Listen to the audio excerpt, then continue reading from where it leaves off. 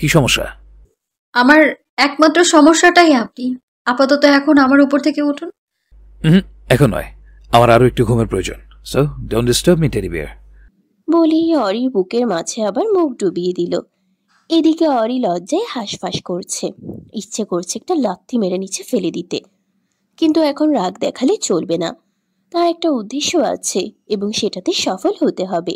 কিছুক্ষণ সময় অতিবাহিত হয়ে যায়। এদিকে অরির নড়াচড়ায় বিরক্ত হয়ে গেল লিওয়ান। তার বোঝা হয়ে গেল এই মেয়ে তাকে শান্তিতে ঘুমোতে দেবে না। চট করে মাথা তুলে রাগি চোখে তাকাতেই অরি শান্ত হয়ে গেল। সেটা দেখে বাঁকা হাসি হেসে লিওয়ান একটু উপরে উঠে এসে তার গলায় মুখ ডুবিয়ে এলোমেলো ভাবে ছোট ছোট চুম্বন এঁকে দিতে লাগলো। আবারও লিওয়ানের স্পর্শে অরির রাগে ঘৃণায় শরীর জ্বলে যাচ্ছে, তবুও দাঁতে দাঁত চেপে সহ্য করে নিল সবটা। আলতো করে লিওয়ানের মাথার চুল খামচে ধরে শান্ত গলায় বলল, আমি ভার্সিটিতে যেতে চাই। আশা করছি আমার লেখাপড়ায় কোনো রকম বাধা দিবেন না। লিওয়ান মুখ তুলে অরির চোখের দিকে তাকিয়ে হাসল। কপালে পড়ে থাকা ছোট ছোট চুল সরিয়ে দিয়ে হেসে ধীর কণ্ঠে বলল, রাতে বুঝে গিয়েছিলাম তোর কোনো না কোনো মতলব আছে, তাহলে কি দুষ্ট গরু এক রাতে ভিজা বিড়াল হয়ে যায়? অরি কিছু বলল না, শুধু চুপচাপ তাকিয়ে রইল। লিওয়ান অরির ফর্সা গালে ঠোঁট ছুঁয়ে দিয়ে বিড়বিড় করে বলে উঠল, অনুমতি দেব, কিন্তু একটা শর্তে। কি শর্ত? লিওয়ান অরির কানের কাছে মুখ নিয়ে ফিসফিসিয়ে বলল, আমার সঙ্গে একটা ঝাক্কাস হট ছাও নিতে হবে, এন্ড রাতের মতো গুড গার্ল হয়ে থাকতে হবে। অরি দু হাতে শক্ত করে বিছানার চাদর খামছে ধরে চোখ বন্ধ করে নিল। কিছুক্ষণ চুপ করে থেকে ফোঁস করে একটা নিঃশ্বাস ফেলে বলল, রাজি আমি। লিওয়ানের ঠোঁটের কোণে শয়তানি হাসি ফুটে উঠল। সে অরির উপর থেকে সরে গিয়ে কোমরে তোয়ালে পেঁচিয়ে নিল। তারপর চাদর জড়িয়ে অরিকে পাজা কোলে তুলে নিয়ে ওয়াশরুমের দিকে যেতে যেতে গিয়ে উঠল। ঘড়ির কাঁটায় সকাল 9টা ছুঁই ছুঁই। অরি ভার্সিটিতে যাওয়ার জন্য পুরোপুরি তৈরি হয়ে নিল। লিওয়ান তার প্রয়োজনীয় সবকিছু এনে দিয়েছে। স্টোররুমের পাশের ঘরে সব সেট করে দিয়েছে, তবুও স্টোররুম ছাড়া অন্য রুমে থাকা তার জন্য নিষিদ্ধ। আজ সে পরেছে হালকা মিষ্টি রঙের পাকিস্তানি সালোয়ার কামিজ, বাম কাঁধ থেকে লম্বা করে ওড়না ছেড়ে দেওয়া, মাথায় ব্রাউন রঙের হিজাব বাঁধা। ড্রেসিং টেবিলের সামনে দাঁড়িয়ে মুখে ময়শ্চারাইজার আর ঠোঁটে লিপ জেল দিল। হাতে ঘড়ি পড়তে পড়তে কাঁধে ব্যাগ ঝুলিয়ে রুম থেকে বেরিয়ে এলো। সিঁড়ি বেয়ে নামতে নামতে দেখলো রিক্কি সোফায় বসে আছে। তাকে দেখে একগাল হেসে সালাম দিয়ে বলল, কেমন আছেন ভাবিজান? ভালো রাখার জন্য তো আমাকে এখানে তুলে আনা হয়নি। এটার উত্তর আপনার নিজের কাছেই রয়েছে ভাইয়া। কাটকাট গলায় উত্তর দিল অরি। সেটা শুনে রিক্কি চুপ করে রইল। অরির নজরে পড়ল রিক্কির কপালের বাম পাশে ছোট্ট একটা ব্যান্ডেজ। এটা দেখে মনে মনে দীর্ঘশ্বাস ফেলে রিক্কির উদ্দেশ্যে বলল, আমার বোনের তরফ থেকে আমি আপনার কাছে ক্ষমা চাইছি। ও ছোট মানুষ, তাই না বুঝে আপনাকে আঘাত করে ফেলেছে। রিক্কি আলতো হাসি হেসে মাথা নাড়িয়ে উত্তর দিল, আপনাকে ক্ষমা চাইতে হবে না ভাবি, আমি অনেক আগেই আপনার বোনকে ক্ষমা করে দিয়েছি। আসলে আমারও ভাবা উচিত ছিল, যার বড় বোন কাউকে ফুলদানি দিয়ে মারতে দ্বিধা করে না, তার বোন তো আরো ডেঞ্জারাস হবে। ওই যে কথায় আছে, ছোট মরিচের ঝাঁজ বেশি। তাহলে কি আমি নিশ্চিত হতে পারি আপনি আমার বোনের কোনো ক্ষতি করবেন না? অরির প্রশ্ন শুনে রিক্কি মুচকি হেসে সোফায় গায়ে লিয়ে বলল, আপনার বোনের যদি ক্ষতি করতে চাইতাম তাহলে সে এতক্ষণে সুরক্ষিত অবস্থায় বাড়িতে থাকতো না। তাই নিশ্চিন্তে থাকুন, আমার তরফ থেকে কোনো ক্ষতি হবে না। তবে ভবিষ্যতে কি হবে তার গ্যারান্টি দিতে পারছি না ভাবিজান। অরি আর কিচ্ছু বলল না। তার বিশ্বাস নেই, না লিওয়ানের উপর আর না রিক্কির উপর, কারণ তারা দুজনেই একই ঝাড়ের বাস। তাদের কথোপকথনের মাঝেই লিওয়ান কিচেন থেকে ব্রেকফাস্ট নিয়ে এসে ডাইনিং টেবিলের উপর রেখে বলল, তোদের যদি ফাও কথা শেষ হয়ে থাকে তাহলে এসে নাস্তা করে আমাকে উদ্ধার কর। রিক্কি উঠে এগিয়ে এসে কৌতূহলী ভঙ্গিতে বলল, বউ থাকতে তুই রান্না করছিস কেন? লিওয়ান মুখে একটা চেরি ফল দিয়ে তাচ্ছিলের সুরে বলল, ওই হারাম চৌধুরী মেয়েদের শুধু ঝগড়া ছাড়ে মারামারি ঘরতারামি করা শিখিয়েছে, রান্নাবান্না র তো জানা না মহারানী। অরি চুপচাপ অপমানটা হজম করে নিল। এদিকে রিক্কি গলা খাকারি দিয়ে চেয়ার টেনে বসলো। অরিকে দাঁড়িয়ে থাকতে দেখে লিওয়ান ধমক দিয়ে বলল, খাম্বার মতো দাঁড়িয়ে আছিস কেন? তোকে কি আলাদা করে নিমন্ত্রণের কার্ড পাঠাতে হবে নাকি? অরির মনে হলো পা থেকে হিল খুলে লোকটার মুখ বরাবর ছুঁড়ে মারতে, কিন্তু মনের ইচ্ছে মনের মাঝে চেপে রেখে চুপচাপ টেবিলে গিয়ে বসলো। লিওয়ান এসে নিজ হাতে দুটো পরোটা আর একটি অমলেট তার প্লেটে তুলে দিয়ে গম্ভীর গলায় বলল, হাসপাতালে আমার ইম্পর্টেন্ট কাজ আছে, তাই তোকে নিয়ে যেতে পারবো না, কিন্তু তোকে একা তো রাখা যাবে না। আর যাই হোক, তোকে বিশ্বাস করা যায় না, সো রেগি তোর পার্সোনাল গার্ড হিসেবে ভার্সিটিতে যাবে, সবসময় পাশে থাকবে, এমনকি ক্লাসরুমেও। আমি প্রফেসরের সঙ্গে কথা বলে সব ঠিক করে রেখেছি। আশা করছি কোনো চালাকি করার কথা মাথাতেও আনবি না, না হলে তোর ব্রেইন সহ খুলিটাই উড়িয়ে দেবো। মাইন্ডেড।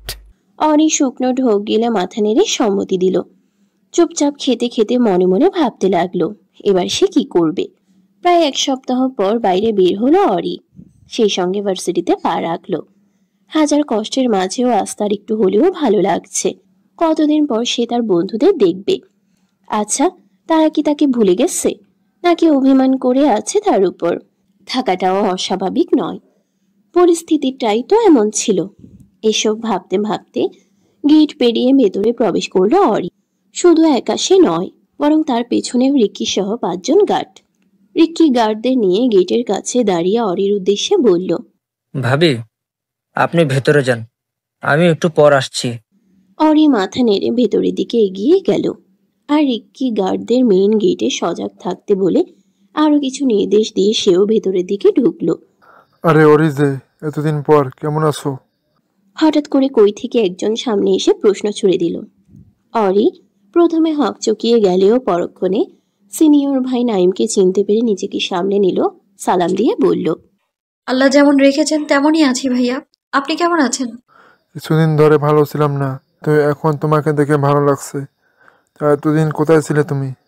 অরি কি উত্তর দেবে ভেবে পেল না, তাই ধীর কণ্ঠে বলল, কাজিনের বাসায়। ও আইসি। যাই হোক, তোমাকে কিছু বলার ছিল আমার। জি বলুন ভাইয়া।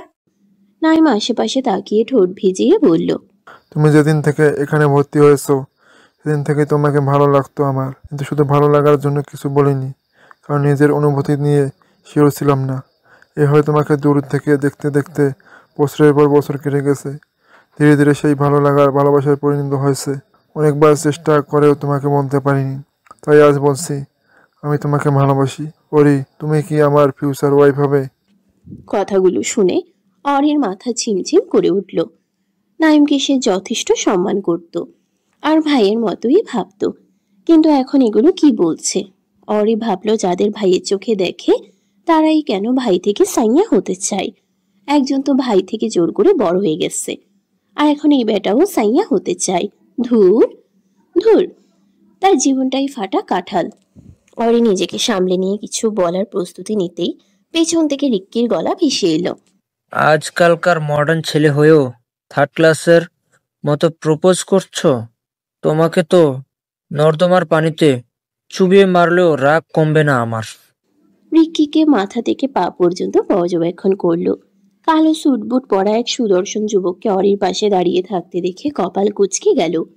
সে অরির দিকে তাকিয়ে জিজ্ঞেস করলো, এই লোকটাকে ওরি? অরি কিছু বলার আগে রিক্কি তাদের মাঝখানে এসে দাঁড়িয়ে বলল, আমি কে সেটা না হয় একটু পরেই জানতে পারবে, তার আগে তোমাকে একটু থেরাপি দিতে হবে। মানে কিসের থেরাপি? আপনি কি ডাক্তার? উফ, তুমি বড্ড বেশি কথা বলো ছেলে। আমি ডাক্তার নই, তবে একটা সাইকো ডাক্তারের সাইকো ফ্রেন্ড বলতে পারো। যাই হোক, আমার সঙ্গে চিপায় চলো, তোমাকে প্র্যাকটিক্যালি শিখিয়ে দেই কিভাবে অন্যের বউকে মানে মেয়েদের প্রপোজ করতে হয়। কামন। অরি কিছু বলার আগে রিক্কি তাদের মাঝখানে এসে দাঁড়িয়ে বলল, বলে এক প্রকার নাইমের বাহু চেপে ধরে টেনে নিয়ে যেতে লাগলো। এদিকে অরি আহম্মকের মতো হাঁ করে তাকিয়ে রইল দুজন মানুষের যাওয়ার পথে। নাইম কিছু না বুঝলেও অরি ঠিকই বুঝে গেছে রিক্কি কোন থেরাপির কথা বলল। এবার এই ছেলেটার কি হবে আল্লাহ মালুম। দেখতে দেখতে সকাল গড়িয়ে দুপুর হয়ে গিয়েছে। এই সময়টাই কেউ কেউ নিজের বাড়িতে যাচ্ছে, আবার কেউ কেউ বসে আড্ডা দিচ্ছে, ক্যান্টিনে বসে লাঞ্চ করছে। অনেকেই লাইব্রেরিতে গিয়ে বইয়ের পাতায় মুখ ডুবিয়ে রেখেছে, আবার অনেকেই দূর থেকে মাঠে উকি ঝুঁকি দিয়ে বোঝার চেষ্টা করছে ওখানে কি হচ্ছে। ভার্সিটির বিশাল সবুজ মাঠের মাঝখানে পিস্তল হাতে রক্তাক্ত চেহারা নিয়ে দাঁড়িয়ে আছে রিক্কি। সঙ্গে থাকা গার্ডরাও ভয়ে জড়সড় হয়ে মাথা নিচু করে একপাশে চুপচাপ দাঁড়িয়ে আছে। তার সামনে অরির বন্ধুমহল দাঁড়িয়ে থরথর করে কাঁপছে। রিক্কি ভয়ঙ্কর চোখে অরি সেজে দাঁড়িয়ে থাকা আরোহীর দিকে তাকালো। এদিকে মেয়েটা রিক্কির লাল হয়ে যাওয়া চোখ দুটো দেখে ভয়ে মিমের পেছনে গিয়ে লুকিয়ে পড়ল। রিক্কির রাগে শরীর কাঁপছে। সে সজোরে মাটিতে আঘাত করলো। চোখ দুটো বন্ধ করে জোরে জোরে নিঃশ্বাস নিয়ে নিজেকে শান্ত করলো। অতঃপর পকেট থেকে ফোনটা বের করে লিওয়ানের নাম্বারে ডায়াল করলো। লিওয়ান কল রিসিভ করতেই সে শুকনো ঠোঁট জিহবা দিয়ে ভিজিয়ে তড়িঘড়ি করে বলে উঠল, দোস্ত, সর্বনাশ হয়ে গেছে।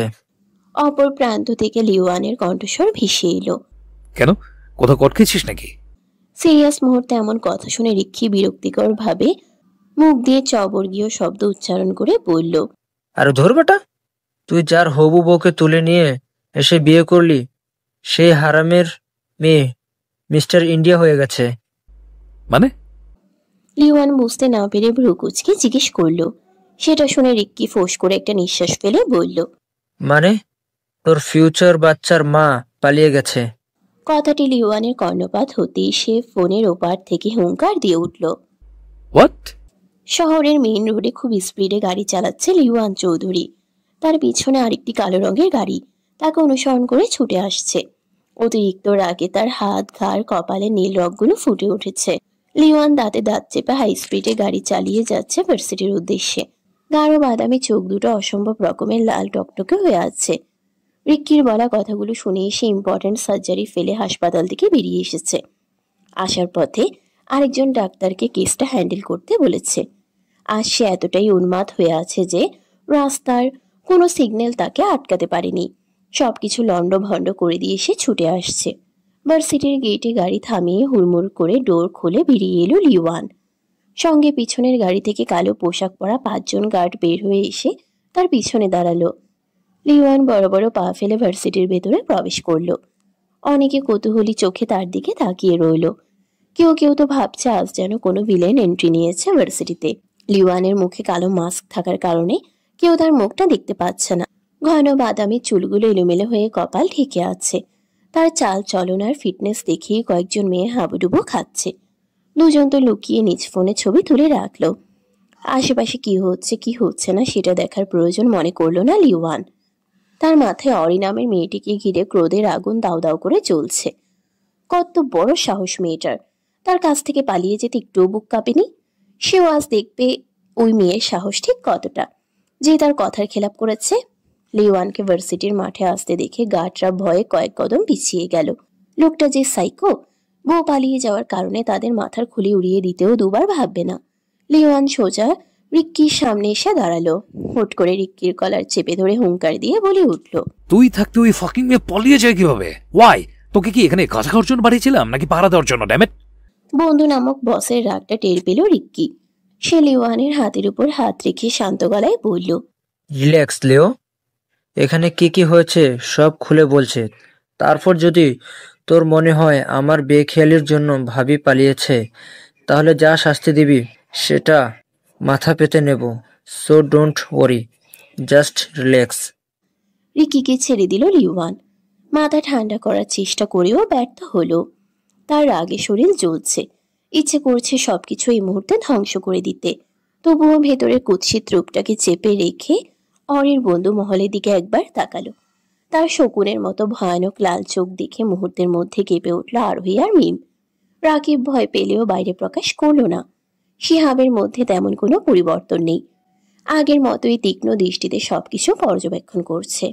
তার ভেতরে ভয়ের কোনো চিহ্ন নেই। সে শুধু বন্ধুদের কথা ভেবে তর্ক বিতর্ক না করে চুপচাপ দাঁড়িয়ে আছে। কারণ সবার কাছেই পিস্তল রয়েছে। সুবিধাজনক পরিস্থিতি নয়, তাই শান্ত থাকাটাই বুদ্ধিমানের কাজ।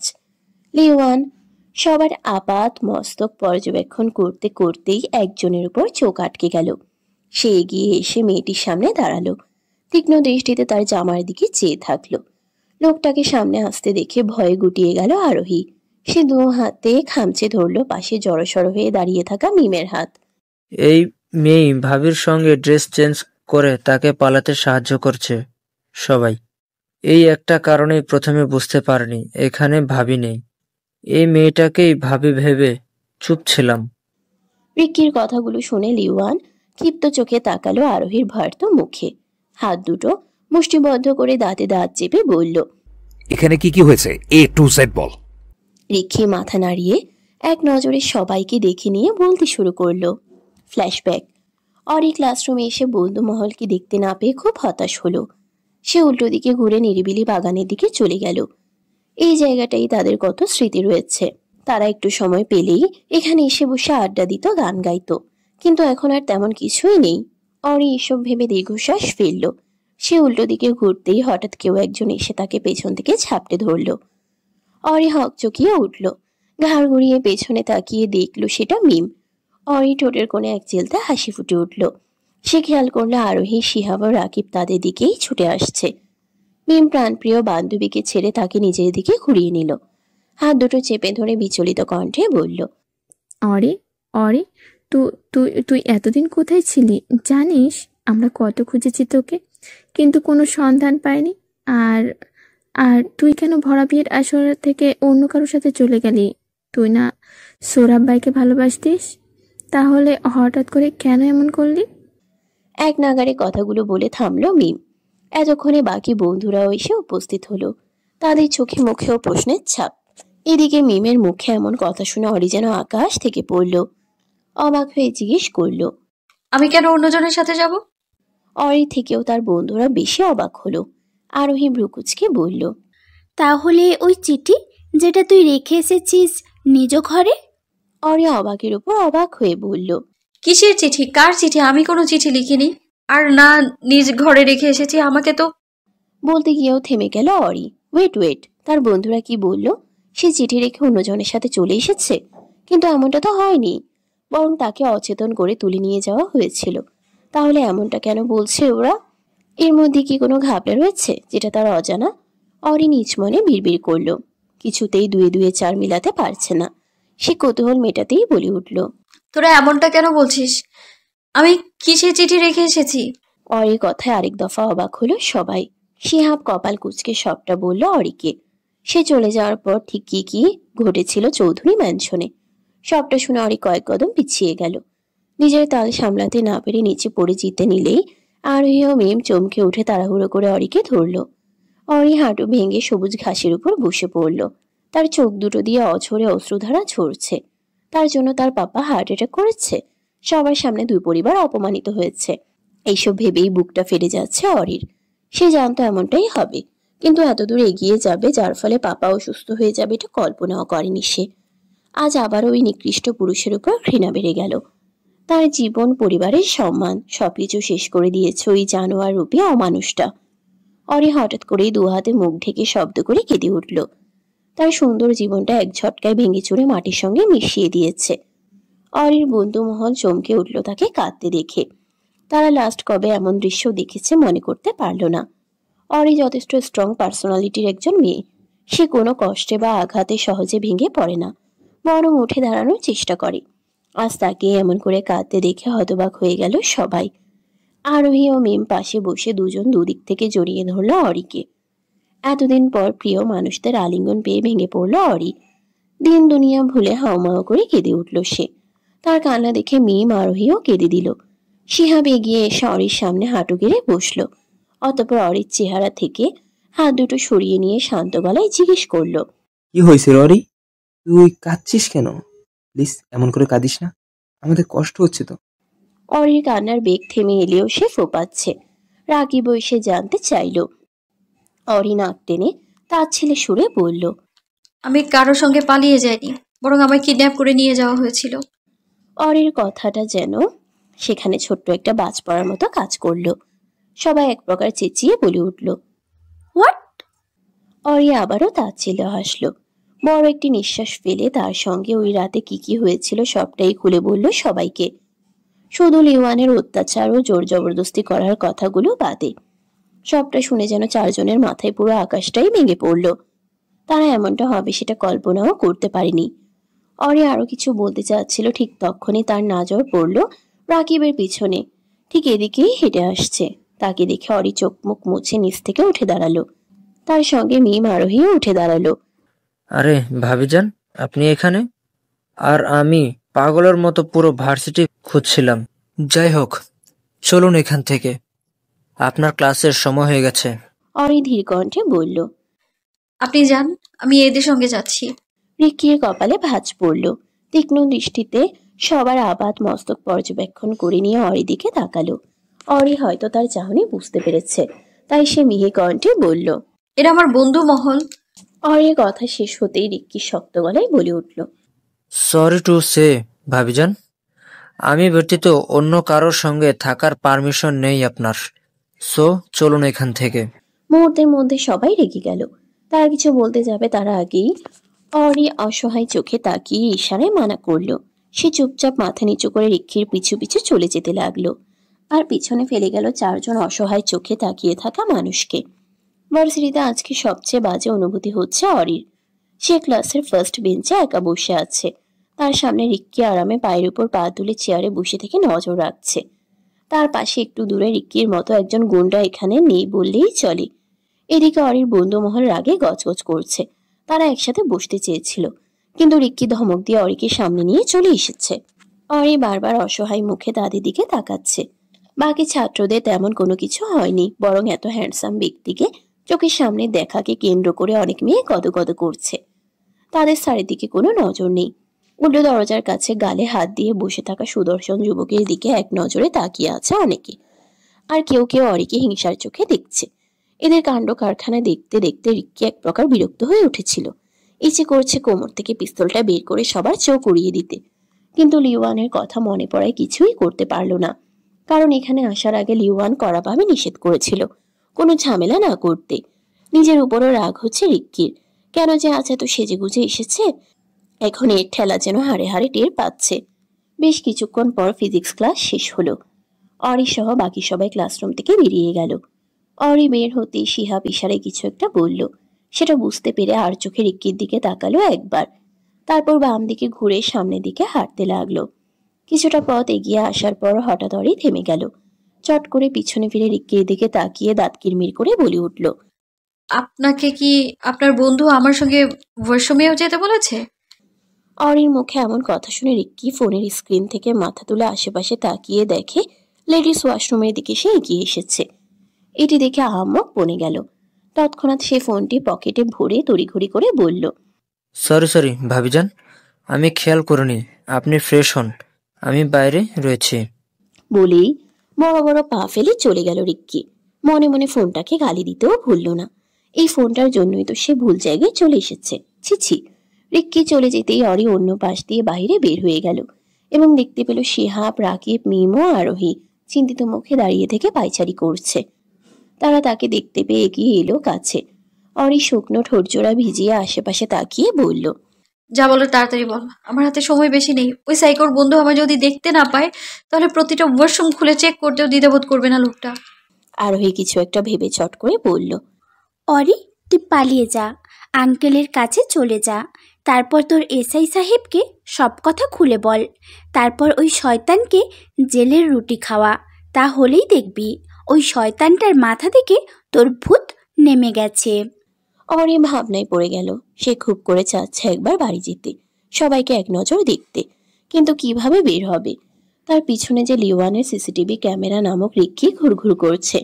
সে অসহায়ভাবে আরোহীর দিকে তাকিয়ে বলল। কিন্তু আমি এখান থেকে পালাবো কি করে? দেখছিস না ওই লোকটা আঠার মতো চিপকে আছে। আরোহী গালে হাত রেখে বিড়বিড় করে বলল। ওই শয়তানটা যদি বুঝতেই না পারে তুই এখানে নেই, তাহলে? অরি সহ বাকিরা অবাক হলো। মিম বুঝতে না পেরে বলল। মানে কি বলতে চাচ্ছিস, পরিষ্কার করে বল। মানে এটাই যে আমি আর ও তো প্রায় সেম। মানে আমাদের শারীরিক গঠন অনেকটাই একই রকম। তাই ভাবছি আমি ওর পোশাক পরে অরি সেজে থাকবো এখানে, আর ও আমার পোশাক পরে আরোহী সেজে এখান থেকে চলে যাবে। কি বলিস? আইডিয়াটা সবার পছন্দ হলেও শিহাব বলে উঠল। কিন্তু মুখ দেখে তো চিনতে পেরে যাবে, আর গেটেও তো গার্ডরা পাহারা দিচ্ছে, তাহলে কিভাবে কি হবে? আরোহী ভাবনায় পড়ে গেল। সে তো এটা ভেবে দেখেনি, তাহলে এখন কি করবে তারা? হঠাৎ ভাবনার মাঝে রাকিবের গলা শুনতে পেল। ব্যাস, সব প্রশ্নের সমাধান পেয়ে গেল তারা। কিন্তু অরির কেন জানি ভয় করছে। সে পালিয়ে যাওয়ার পর যদি তার বন্ধু মহলের কারোর ক্ষতি করে, তখন সে কি করবে? নিজের জন্য 4-4টা জীবন এভাবে বাজি রেখে যাবে? অসম্ভব। সে তড়িঘড়ি করে বলে উঠল, না না, এটা হয় না। তোদেরকে সিংহের গুহার সামনে রেখে যেতে পারবো না আমি। তোরা ওই লোকটাকে চিনিস না? ওই সাইকোপ্যাথ যদি জানতে পারে আমি এইখানে নেই, তাহলে যা ইচ্ছে তাই করতে পারে। সো আমি কোনো রিস্ক নিতে পারবো না। অরি কথাগুলো বলে চলে যেতে নিলে আরোহী তার এক হাত চেপে ধরে অসহায় চোখে তাকিয়ে বলল, প্লিজ আমাদের একটু সাহায্য করতে দে। তোর বিপদের সময় আমরা পাশে থাকতে পারিনি, কিন্তু এখন একটু হলেও থাকতে চাই। ওই জানোয়ারটার সঙ্গে তো তোর বিয়েটা আটকাতে পারিনি, কিন্তু আজ তোর থেকে মুক্তি পেতে সাহায্য করতে দে প্লিজ। আর আমাদের জন্য চিন্তা করিস না। ওই লোকটা যতই সাইকো হোক না কেন, ভার্সিটির মধ্যে আমাদের কিচ্ছু করতে পারবে না। তাই তুই নির্ভয়ে এখান থেকে পালিয়ে যা। আমাদের বিশ্বাস তোর এসআই সাহেব তোকে প্রোটেক্ট করার জন্য সব কিছু করতে রাজি আছে। তাই প্লিজ পালিয়ে যা এখান থেকে, না হলে ওই জানোয়ার তোকে তিলে তিলে মেরে ফেলবে। আর আমরা আমাদের কোনো বন্ধুকে হারাতে চাই না। বুড়ি বয়সেও একসঙ্গে লাঠি নিয়ে হাঁটতে হাঁটতে রাস্তায় ফুল চুরি করতে চাই। শেষের কথায় অরি হেসে দিল। একই সঙ্গে মনে মুগ্ধতা ছেয়ে গেল। মনে মনে আল্লাহর কাছে হাজারো শুকরিয়া আদায় করলো এমন বন্ধু মহল তাকে উপহার দেওয়ার জন্য। তাকে আর কিছু বলার সুযোগ না দিয়ে আরোহী এক প্রকার টেনে নিয়ে আশ্রমে গেল। আর তারা তিনজন বাহিরে দাঁড়িয়ে অপেক্ষা করতে লাগলো। অরি এক মুসিবতের মধ্যে পড়ে গেল। সে চাচ্ছে না আরোহী তার শরীরের ক্ষতগুলো দেখুক, তাই সে ওয়াশরুমের লাইটটা অফ করে দিল। এতে আরোহী তেমন কিছুই বলল না। সে ড্রেস চেঞ্জ করতে ব্যস্ত। আজ আরোহী নীল রঙের টপস ও লাল রঙের স্কার্ট পরেছিল, সাথে গলায় লাল জর্জেট ওড়না পেঁচানো। আরোহীর সঙ্গে অরি ড্রেস চেঞ্জ করে নিল। লাইট অন করে অরির দিকে তাকিয়ে চমকে উঠল আরোহী। ঢিলে ঢালা পোশাক পরার জন্য অরির শরীর তেমন বোঝা যায়নি, কিন্তু এখন একটু হলেও বোঝা যাচ্ছে অরি আগের থেকে অনেক শুকিয়ে গিয়েছে। সেটা দেখে মনে মনে গালি দিল অরির বর নামক মানুষটাকে। অরি জর্জেট ওড়নাটা ভালোভাবে মাথায় পেঁচিয়ে নিল। আরোহী দ্রুত হাতে মাথায় হিজাব ও রাকিবের দেওয়া টিস্যু মাস্কটা পরে নিল। সবকিছু ঠিকঠাক করে দরজা খুলে আগে আশেপাশে ভালো করে দেখে নিল। অতঃপর অরিকে নিয়ে দ্রুত পায়ে বেরিয়ে গেল। তাদের বেরিয়ে আসতে দেখে তিনজন এগিয়ে এসে অরি রূপে আরোহীর আপাত মস্তক পর্যবেক্ষণ করে নিল। না, সব ঠিকঠাকই রয়েছে, সহজে চিনতে পারবে না। তবুও অরি নিজের ফোনে কতগুলো ভয়েস রেকর্ড করে আরোহীর হাতে দিল এবং তার ফোনটা নিজের কাছে রাখলো। শিহাব ও রাকিব অরিকে অন্য পথ দিয়ে ভার্সিটির পিছন দিয়ে নিয়ে গেল। আর আরোহী অরি সেজে মেইন দরজা দিয়ে বের হলো। মেম ক্লাসরুমে চলে গেল। রিক্ষি ভ্রু কুচকে হাতের ঘড়ি দেখছে আর পেছনে তাকাচ্ছে। এতটা সময় হয়ে গেল তবুও অরি বের হচ্ছে না। সে ভাবলো একবার নিজেই যাবে ভেতরে, তারপর যা হবার হবে হোক, সমস্যা নেই। সে পিছনে ঘুরে সামনের দিকে এগিয়ে যেতেই দেখলো অরি গুটি গুটি পায়ে বের হয়ে এলো। কিন্তু হঠাৎ তার মুখে মাস্ক দেখে কপাল কুঁচকে গেল। সে এক নজরে অরির আপাত মস্তক পর্যবেক্ষণ করে নিল। কেমন কেমন পরিবর্তন লাগছে তার। অরি রূপে আরোহী রিক্কির দিকে না তাকিয়ে সোজা চলে যেতে শুরু করলো। দাঁড়ান ভাবিজান। আরোহীর বুকটা ধক করে উঠল। এই রে, এই শয়তানটা আবার তাকে চিনে ফেলেনি তো? রিক্কি এগিয়ে এসে বলল, হঠাৎ মাস্ক কেন পরেছেন? কোনো সমস্যা?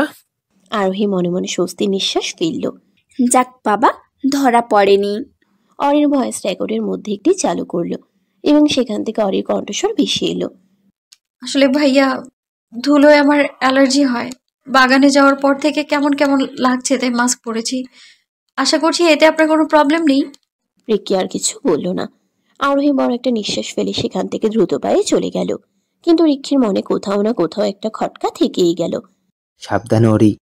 শিহাব ও রাকিবের সাহায্যে একটি গাছে উঠে দেয়াল টপকে অপর প্রান্তে লাফ দিল অরি। শিহাব গাছের ডালে থেকে পকেট থেকে মানিব্যাগ বের করে 200 টাকার নোট অরির দিকে বাড়িয়ে দিয়ে বলল। অরির চোখ দুটো ছলছল করে উঠল। ঠোঁটের কোণে হাসি নিয়ে হাত বাড়িয়ে টাকাটা নিয়ে বন্ধু মহলদের থেকে বিদায় দিয়ে সেখান থেকে দৌড়ে চলে গেল। তার পথের দিকে শিহাব ও রাকিব কিছুক্ষণ তাকিয়ে থেকে নিচে নেমে এলো এবং রাকিব অজস্র ভাষায় ওই লিওয়ান চৌধুরীকে গালি দিতে দিতে ক্লাসরুমের দিকে চলে গেল। স্বাভাবিকভাবে আরো 2টা ক্লাস শেষ করলো আরোহী। দুপুর প্রায় হয়ে এসেছে, এখন বিরতির সময়। সে বাহিরে বের হতেই রিক্কি তাকে বার্গার ও স্যান্ডউইচ এগিয়ে দিল। এটা দেখে এক মুহূর্তের জন্য আরোহী ভুলেই যায় সে এখন কার রূপে রয়েছে। চোখ মুখ কুচকে মুখ ফসকে বলে উঠল, আমি এসব খাই না, আপনার ইচ্ছে হলে আপনি গেলুন।